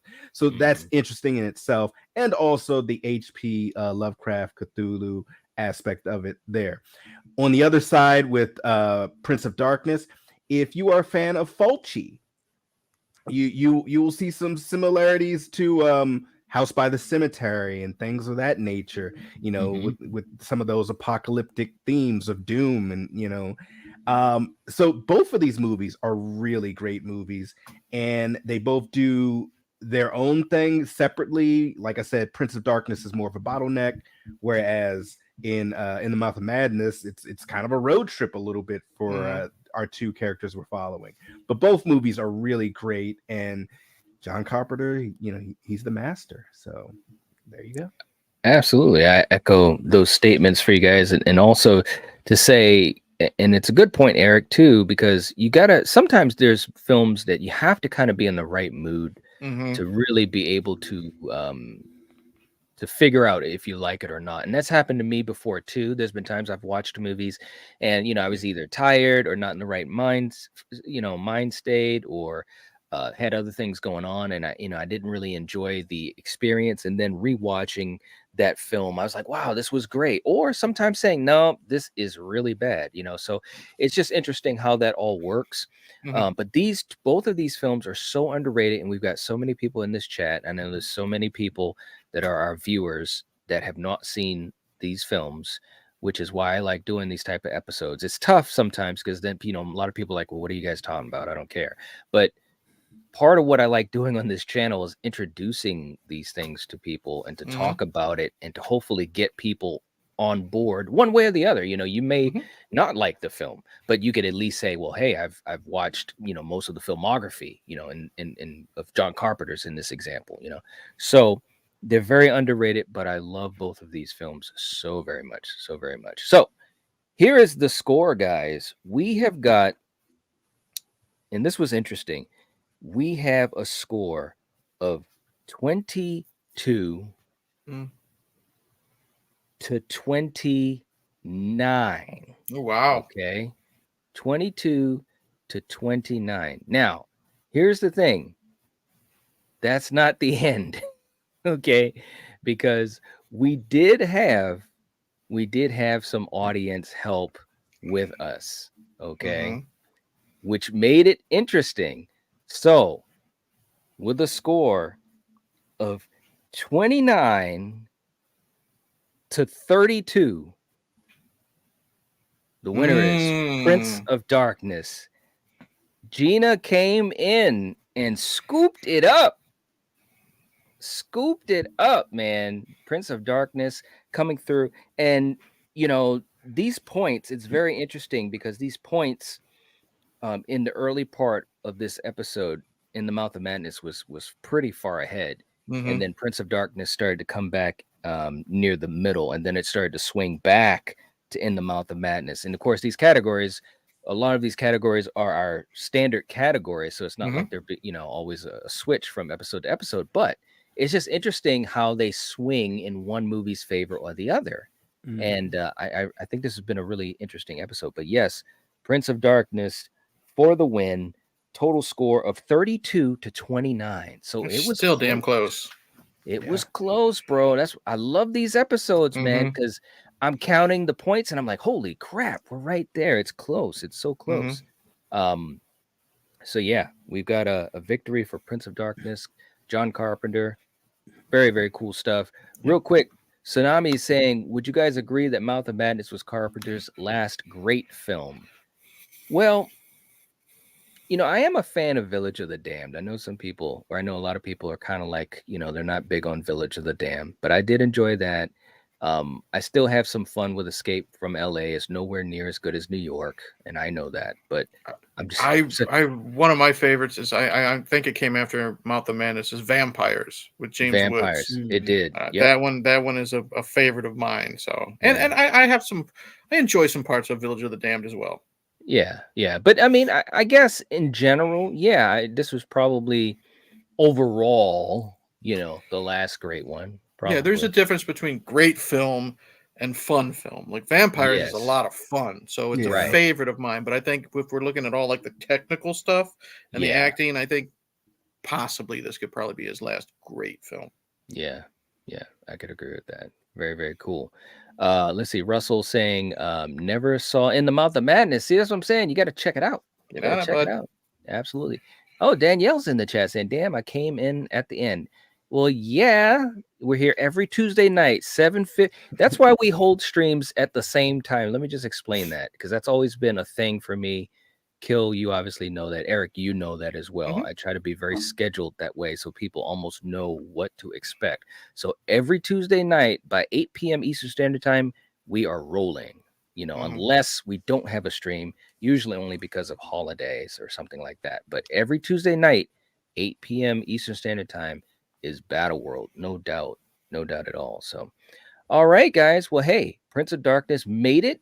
That was a fun one. I think it was a great conversation. And again, these are two films, we enjoy these films, but they're truly underrated. And unfortunately, even in the horror community, you know what I mean? Which is, it blows my mind, especially being Carpenter films. So hopefully. Yeah, no one talks about them. No one. That's why as soon as we were kind of hashing around some of the ideas, I was thinking, man, we gotta talk about these, man. So anyways, but for you guys in the chat, thank you so much for hanging out with us. We really appreciate it. We will be back next week, and we'll be rolling by 8 p.m. Eastern Standard Time. Danielle said to keep a schedule, I would need what day or time it is at any given moment. Oh, jeez. I hear that. All right. Okay. Let it slide. Yeah. Hopefully notifications can help too. And let me also say too, for you guys that are channel members, I usually put out a post on the community tab as well. So hopefully, that helps a little bit too. But anyway, I'll say this about the notifications. You click the bell, you get that notification. One thing that I've noticed that's helped, at least with my phone, is you have that little bit of like a minute countdown between it before every stream. So that helps the notification from YouTube to the phone. So and that's exactly why I do that. Is to give a little bit of time for people to get that notification and then, pop on in. That's exactly why I do it.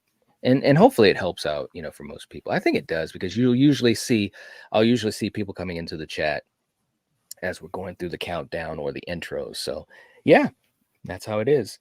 All right, guys. Well, definitely leave us some comments. Let us know what you think about these two films, or maybe even questions you may have about the movies if you haven't seen them, and we can have a discussion there. Don't forget to hit the like button. It helps to support us, and we would appreciate it. And also share it out if you can. That would be great as well. And we will catch you guys next time. If you're watching this, if you're listening to this, you are the Night Watch. Peace. Cheers. Peace. And remember, do you read Sutter Kane? No. Later.